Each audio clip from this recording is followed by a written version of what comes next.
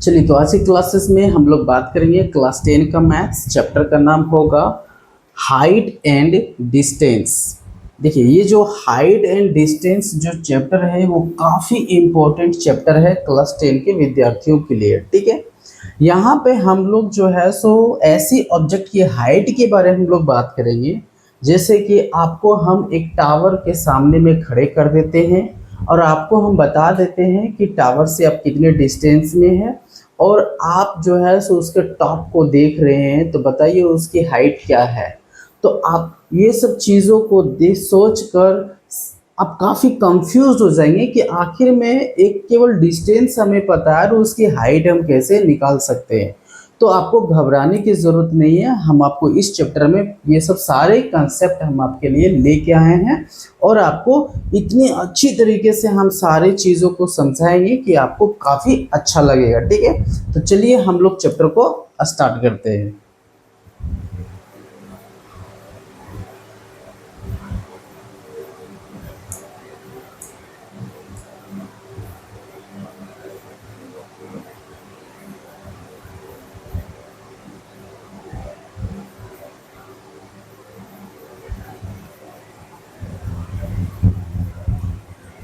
देखिए, चैप्टर क्या है? Height and distance. ठीक है, इस हाइट एंड डिस्टेंस में हम कुछ इम्पोर्टेंट कंसेप्ट आपके लिए लेके आए हैं। सबसे पहले आप यदि इस चैप्टर से रिलेटेड जितने सारे क्वेश्चंस को सॉल्व करेंगे तो आपको सबसे पहले आपको पता होना चाहिए कि आखिर में ऑब्जर्वर होता क्या है। तो ऑब्जर्वर हम लोग उसे कहते हैं जो वस्तुओं को देखता है, जैसे कि हु ऑब्जर्व्स द ऑब्जेक्ट, जो ऑब्जेक्ट को अवलोकन करता है मतलब देखता है। ठीक है, जो वस्तुओं को देखता है उसे हम लोग क्या कहेंगे? प्रेक्षक। उसे हम लोग इंग्लिश में बोलेंगे ऑब्जर्वर। ठीक है, ये चीज आपको याद रखना है। उसके बाद एक होगी यहाँ पे ऑब्जेक्ट। तो ऑब्जेक्ट मतलब क्या हो गया?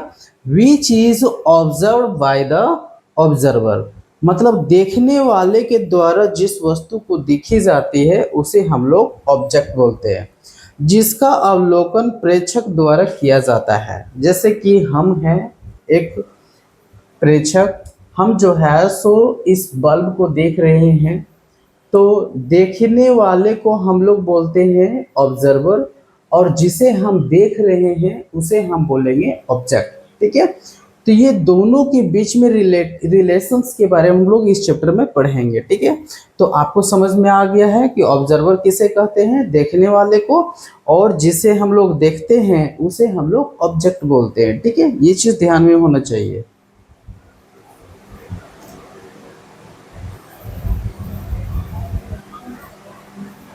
Next, line of sight. अब लाइन ऑफ साइट होता क्या है? तो लाइन ऑफ साइट इज ये a straight line which join the observer to the object.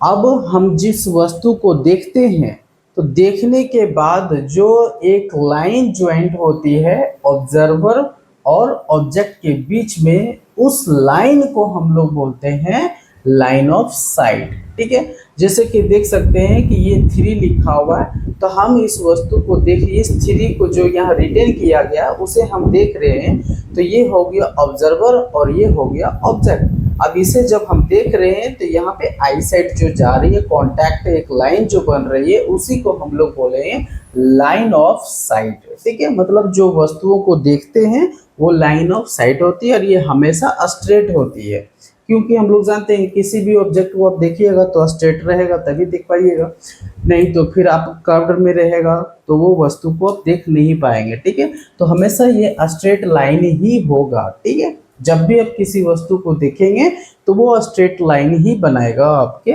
और वो वस्तुओं के बीच में, जिसे हम लोग दृष्टि रेखा बोलते हैं। ठीक है, आप इस चीज को याद रखेंगे। दृष्टि रेखा वह रेखा वस्तु को प्रेक्षक से जोड़ने वाली सीधी रेखा होती है। मतलब प्रेक्षक मतलब कोई व्यक्ति यहाँ पे है, कोई व्यक्ति यहाँ पे है और यहाँ पे एक कोई वस्तु, जैसे मान लेते हैं ये काइट है कोई, और ये जो है सो फ्लाइंग कर रहा है, तो इसके बीच में जो एक लाइन बन रही है सीधी रेखा में, जो देख रहे हैं इस वस्तु को, इसी को हम लोग बोलेंगे लाइन ऑफ साइट। ठीक है। और लाइन ऑफ साइट के बाद एक यहाँ एक और होती है जिसे हम लोग बोलते हैं हॉरिजॉन्टल। ये होता क्या है?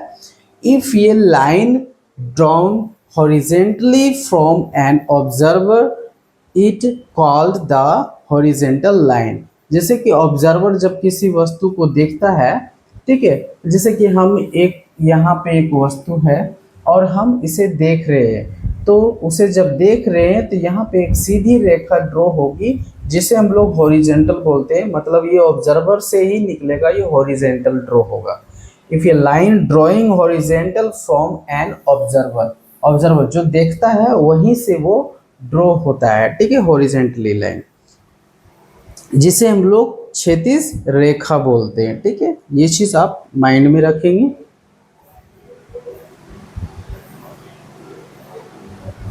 आप इसे समझ सकते हैं कि ये कैसे होता है सब। जैसे कि ऑब्जर्वर, देखिए ऑब्जर्वर का आईज यहाँ पे है और ये जो है यहाँ पे कोई ऑब्जेक्ट यहाँ पे रखा हुआ है। ठीक है, ये जब इस वस्तु को देख रहा है तो ये जो लाइन एक सीधी रेखा जो बना रही है, इसको हम लोग बोलेंगे लाइन ऑफ साइट। और ऑब्जर्वर ये है तो यहीं से एक हॉरिजेंटल लाइन भी ड्रॉ होगा और ये हॉरिजेंटल लाइन के ऊपर एंगल बन रहा है। ठीक है, ये हॉरिजेंटल लाइन ही जो है सीधी होती है। ठीक है, तो इसे हम लोग बोलते हैं horizontal line.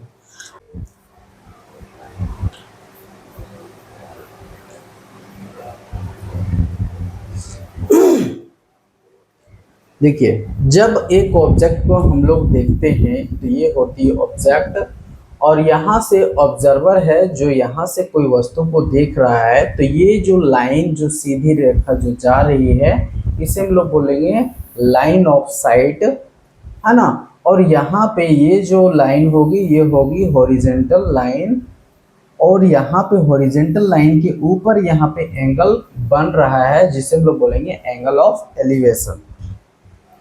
Angle of elevation आप अभी आगे भी आपको बताएंगे, लेकिन आप ध्यान दीजिएगा कि हॉरिजेंटल लाइन जो ड्रॉ होता है उसके ऊपर यदि कोई एंगल बन रहा है तो वो बनेगा एलिवेशन, और यदि नीचे बन रहा है इसका तो वो कहलाएगा डिप्रेशन। ठीक है, तो ये इस चीज पे आप ध्यान देंगे।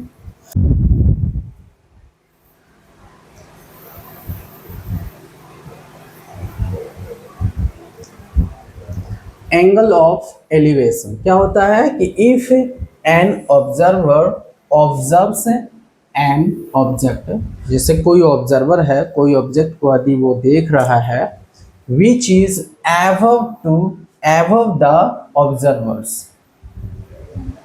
and to see the object observer has to elevate या raise his line of site.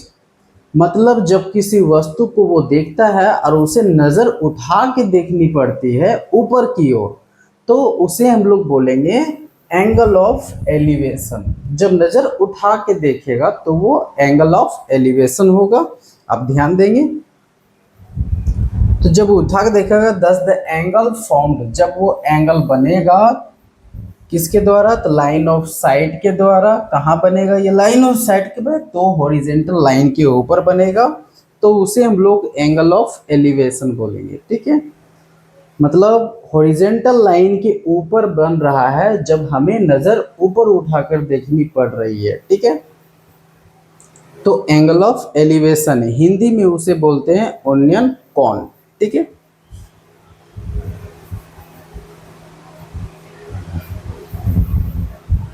Onion cone. यदि प्रेक्षक किसी ऐसी वस्तु का अवलोकन करता है, मतलब देखता है जो उससे ऊपर हो, जब वो किसी वस्तुओं को देखता है लेकिन वो वस्तु कहाँ होना चाहिए, ऊपर होना चाहिए। ठीक है, मतलब उसे ऊपर होने का मतलब है कि नजर उठाकर देखना चाहिए। ठीक है,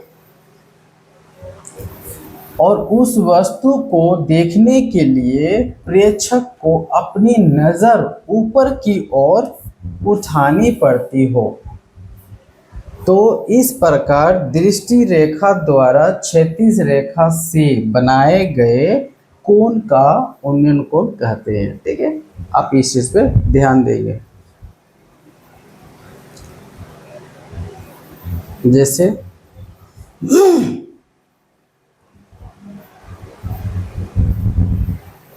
जैसे ऑब्जर्वर यहाँ पे है और ये जो है सो अपनी निगाहें उठाकर इस वस्तु को यहाँ पे देख रहा है। सॉरी,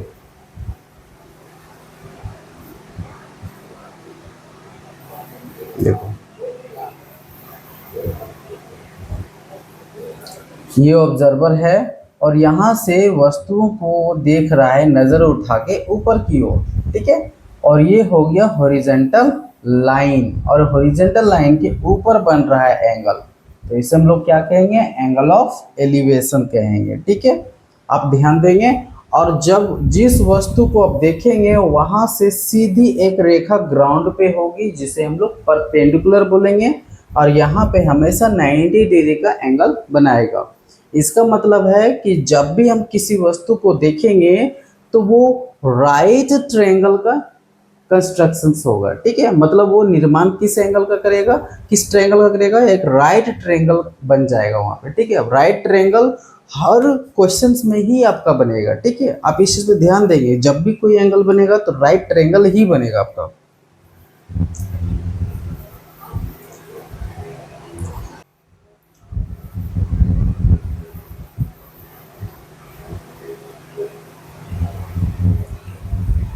एंगल ऑफ डिप्रेशन क्या बोल रहा है, इफ एनी ऑब्जर्वर ऑब्जर्व्स, यदि कोई ऑब्जर्वर ऑब्जर्व करता है किसी ऑब्जेक्ट को which is below to the observer, जो ऑब्जर्वर से नीचे की ओर हो,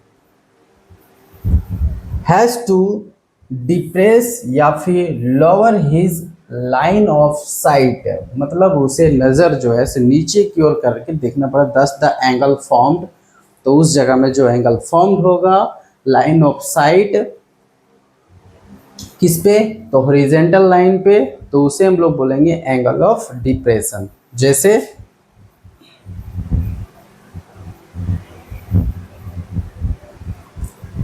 अवनमन कोण हम लोग बोलेंगे इसको,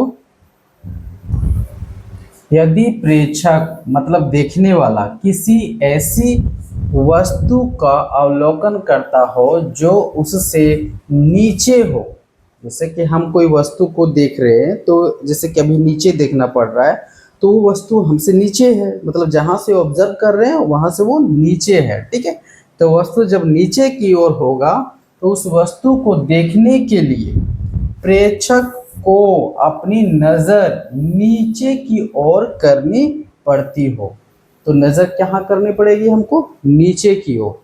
ठीक है, तो इस प्रकार दृष्टि रेखा द्वारा क्षैतिज रेखा से बनाए गए कोण को अवनमन कोण कहते हैं, और इसी को हम लोग बोलते हैं एंगल ऑफ डिप्रेशन।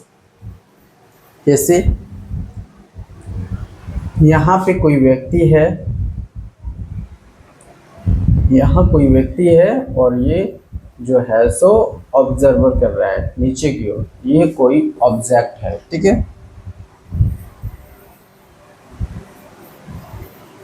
ये जो है सो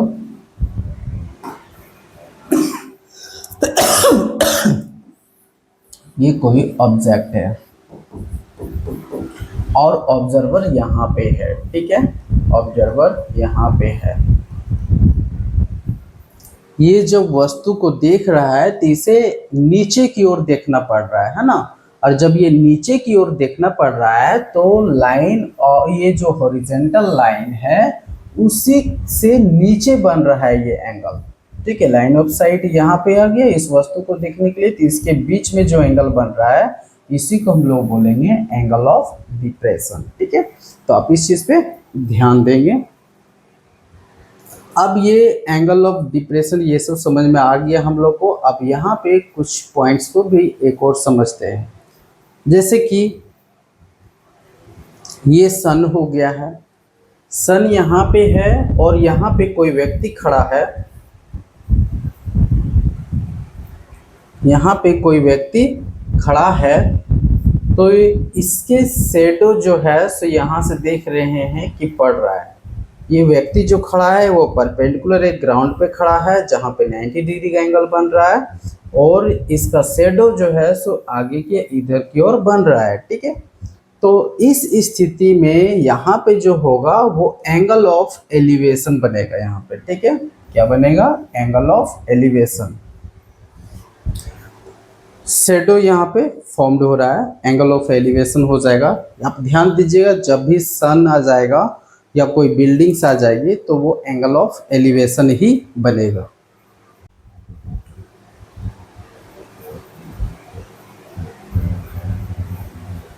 जैसे सन हो गया या शेडो जिसको बोलते हैं। इफ ये person are standing in front of the sun, जैसे सन के यदि हम सामने में हैं तो इट्स शेडो इज फॉर्म्ड, तो उसका शेडो बनेगा। The shadow of the buildings या फिर tower is formed as flow, तो इसी तौर से वो इसी प्रकार से वो बनेगी। जैसे यहाँ पे जब भी सन के बारे में बात करेगा या किसी इमारत किसी बिल्डिंग के बारे में बात करेगा या किसी टावर के बारे में बात करेगा, जो सनलाइट के थ्रू से वो शेडोज बना रहा है। किसी इमारत या मीनार की छाया निम्न प्रकार बनती है, जैसे कि इधर सन होगा,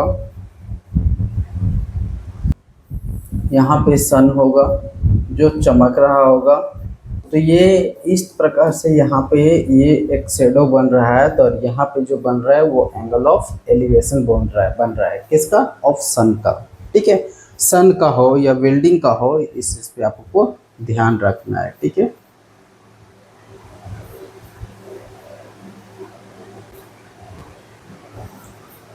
if one of the angle of a right angle triangle is 30, मतलब यहाँ पे बताता है कि यदि एक राइट ट्रायंगल यदि हम ले लेते हैं, एंगल वाला ट्रायंगल ले लेते हैं जो 90 डिग्री वाला हो, यदि हम एक ले लेते हैं 90 डिग्री वाला, और उनमें यदि एक 30 डिग्री एंगल बना रहा हो, द अदर एक्विट एंगल तो मस्ट बी 60। तो जैसे कि ये यदि आपका 30 बना रहा है तो अदर एंगल जो होगा वो भी एक एक्विट एंगल होगा जो 60 होगा। ये आप जरूर ध्यान में देंगे, जब एक 30 बनाएगा तो दूसरा आपका 60 होगा, ऐड करने पर 180 आना जाना चाहिए, क्योंकि ये ऑलरेडी 90 है आपका यहाँ पे। ठीक है, and the ratio of this sides will be sound as the flow. Ratio यहाँ पे दिखाया गया है, आप इसे देखेंगे।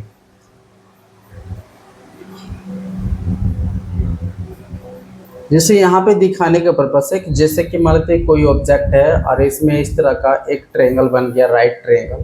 ठीक है, उनमें से यदि 30 है तो एक और जो एंगल होगा वो भी एक एक्विट एंगल होगा, और वो जो होगा वो 60 डिग्री का एंगल बनाएगा, क्योंकि ये ऑलरेडी 90 डिग्री का एंगल बना चुका है। ठीक है, तो इस स्थिति में हम आपको यदि पूछे यहाँ पे रेशियो क्या होगा, तो जब भी 30 रहेगा, 30 वाला सामने वाला को साइड में हमेशा 1 रहेगा,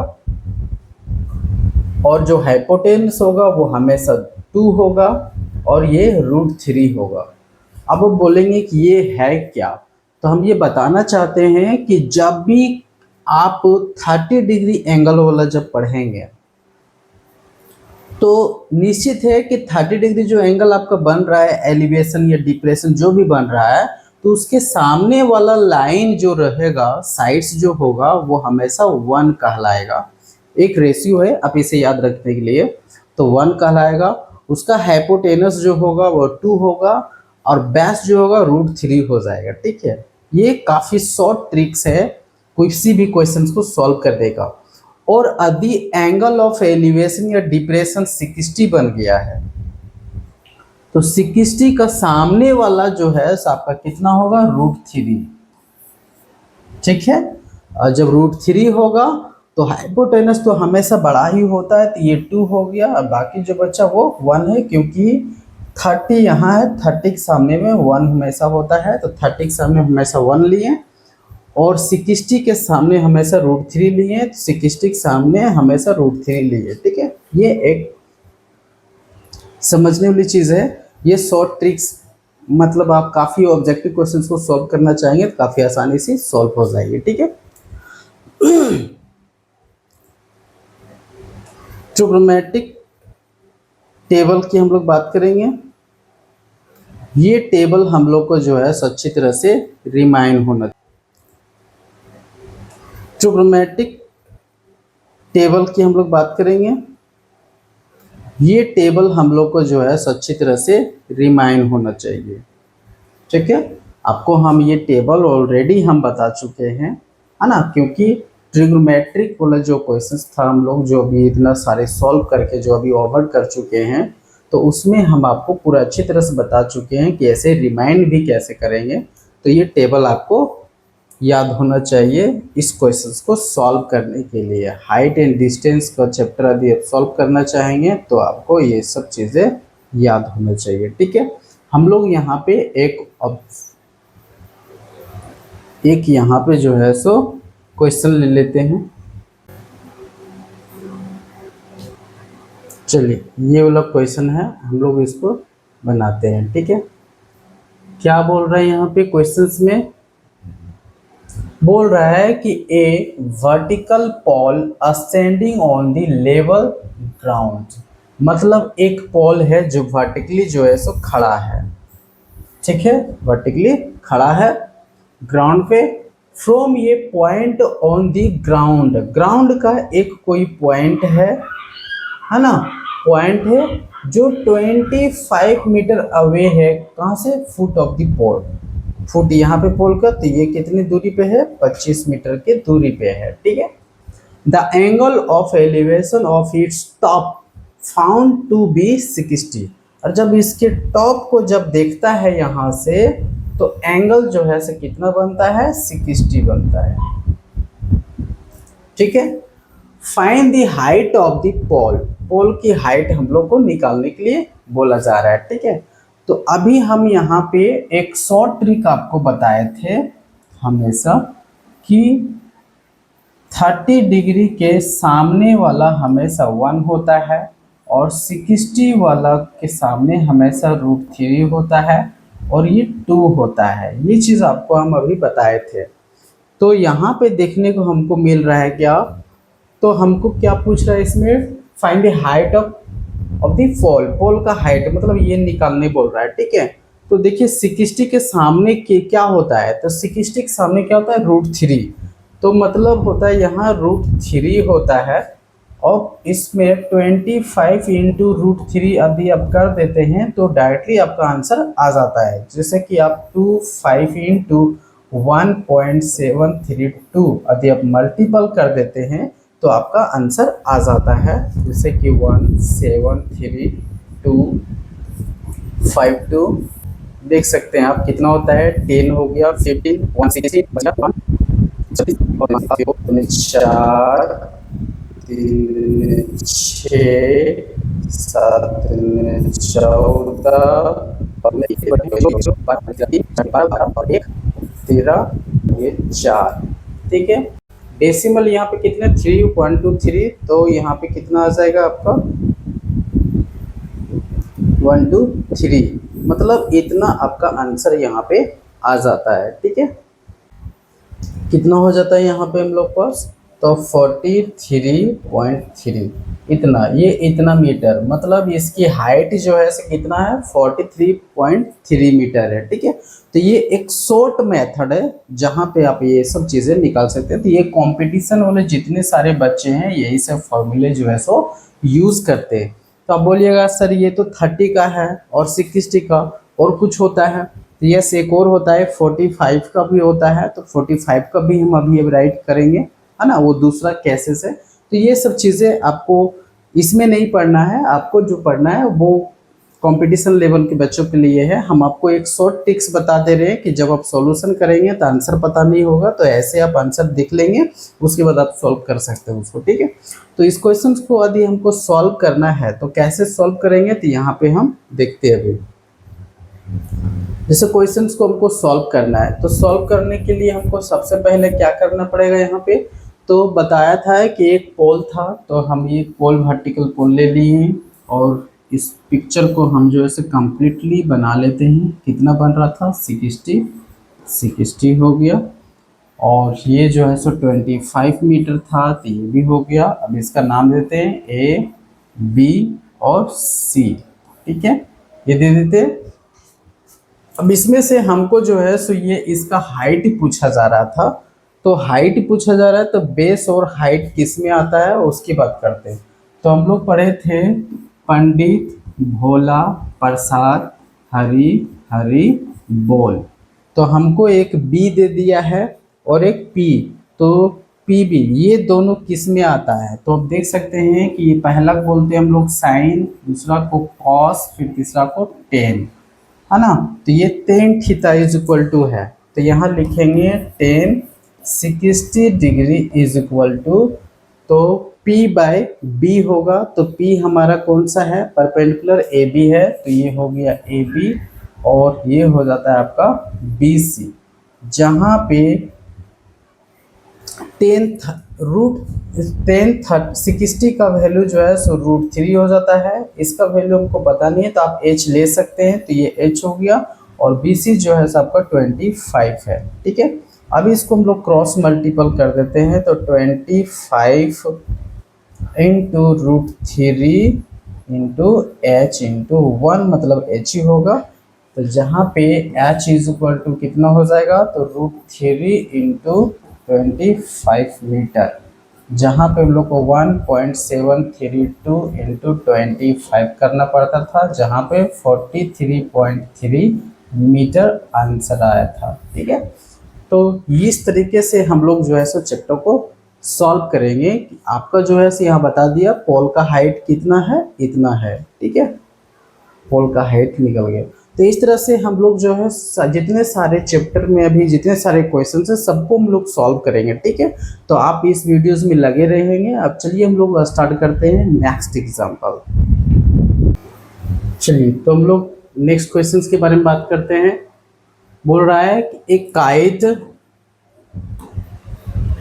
kite is flying attach to a thread, मतलब एक पतंग जो है सो एक धागे से जुड़कर उड़ रहा है, विच इज 165 मीटर लॉन्ग, और वो जो धागा है 165 मीटर लॉन्ग है।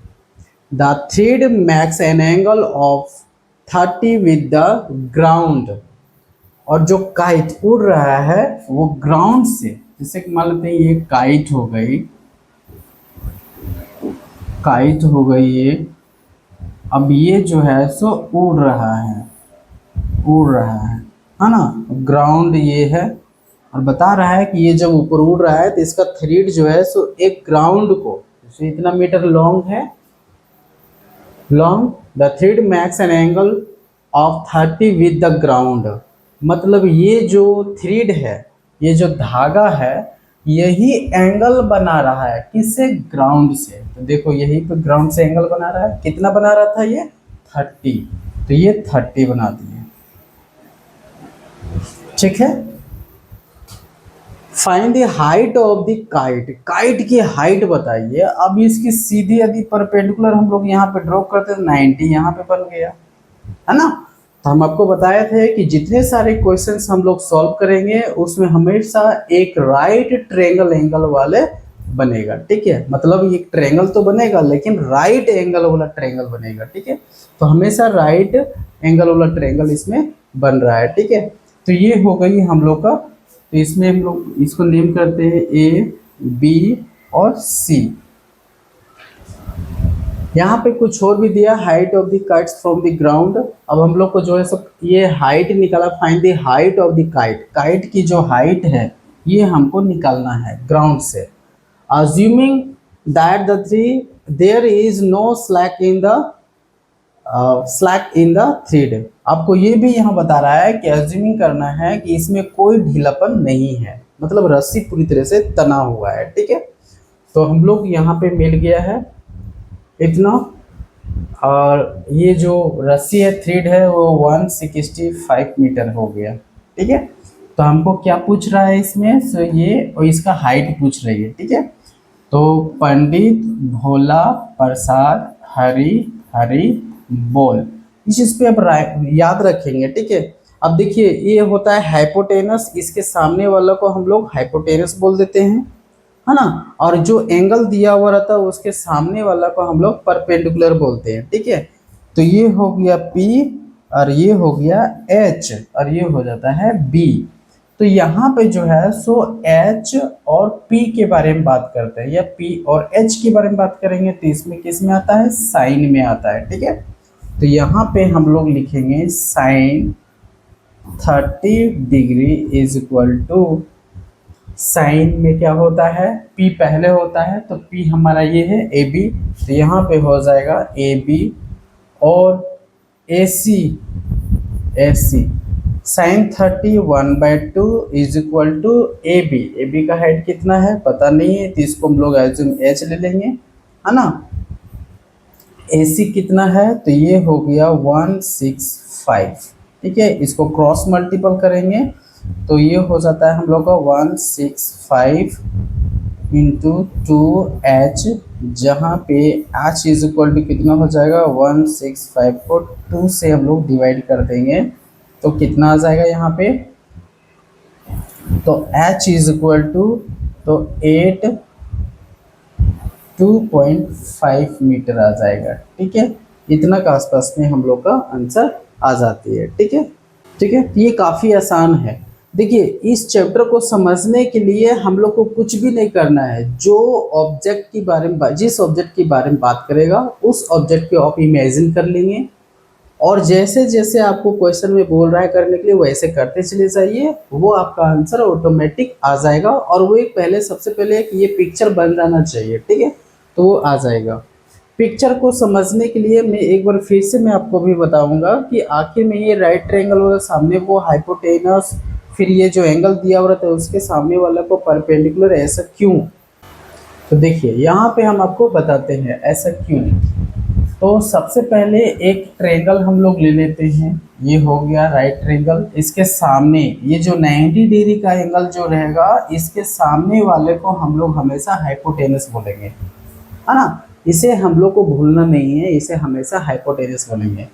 अब जो दो एक्यूट एंगल है उनमें से एक एंगल दिया हुआ रहेगा जो ऑब्जेक्ट के द्वारा बनता है, चाहे वो एलिवेशन हो या फिर डिप्रेशन हो। ठीक है, तो मान लेते हैं कि ये वाला एंगल हम लोग को दे दिया है कुछ समथिंग, तो इसके सामने वाला को हम लोग बोलेंगे परपेंडिकुलर, जो बच गया वो बेस हो गया। अब नेक्स्ट लेते हैं फिर इसी तरह से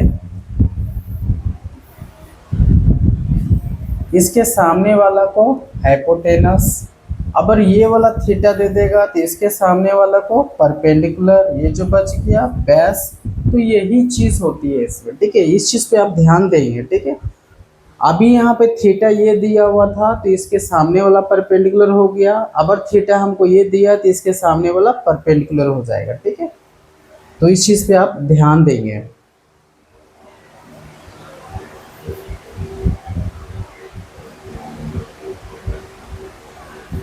नेक्स्ट क्वेश्चन क्या है, बोल रहा है a ladder 15 metre long just reaches the top of a vertical walls. जैसे एक दीवार है सीधी खड़ी है, वर्टिकल बोल दिया तो सीधा खड़ा है, वो कहाँ खड़ा है वो तो निश्चित नहीं है, तो हम लोग आगे तक लाइन इसमें ड्रॉ कर सकते हैं। ठीक है, तो एक सीधी खड़ी है और बोल रहा है कि एक लेडर है उस पर सीढ़ी लगाई जाती है जो 15 मीटर है। ठीक है, जब इसमें लगाई जाती है तो if the ladder match the angle of 60 with the walls find the height of the wall. जब इस पे सीढ़ी लगाई जाती है तो सीढ़ी जो है सो दीवार के साथ में यहाँ पे 60 बनाता है। आप इस क्वेश्चन को समझने की कोशिश करेंगे। यहाँ पे लेडर जो है सो makes an angle with the walls, दीवार तो हम लोग का ये वाला है और ये जब इससे अटैच्ड हुआ यहाँ पे, तो यहीं पे वो 60 बना रहा है, ठीक है। तो 60 ये बना रहा है, तो ये तो 90 हम लोग का ये ऑलरेडी हो गया है इसके सामने वाला। तो ये जो बच गया वो क्या बच गया हम लोग का 30, है ना। और इसकी हाइट हम लोग को दे दिया है कि इसमें लॉन्ग कितना दे दिया है, इतना मीटर। तो ये हो गया ए, ये हो गया बी, ये हो गया सी। अब हम लोग से क्या पूछ रहा है इसमें, find find the height, height पूछ रहा है, मतलब ये हमको निकालना है। तो इसके सामने वाला ये आपका हो जाता है आपका परपेंडिकुलर। यदि आप इसको लेते हैं तो ये हो जाता है परपेंडिकुलर। आप दोनों तरीके से आप बनाएंगे तो वो सॉल्व हो जाएगा, ठीक है। तो हम इसको लेकर बनाते हैं। तो यहाँ पे देख रहे हैं कि पंडित भोला प्रसाद हरी हरी बोल। तो हाइपोटेनस और परपेंडिकुलर किस में आता है, हाइपोटेनस परपेंडिकुलर फर्स्ट में आ जाता है। फर्स्ट वाला तो साइन होता है, सेकेंड वाला कॉस होता है, और थर्ड वाला टेन होता है, ठीक है। तो हम लोग साइन यूज कर रहे हैं, तो हम लोग sine 30 degree is equal to, तो ये क्या हो जाता है परपेंडिकुलर मतलब ए बी। तो A B is equal to हो जाएगा हम लोग का पास AC।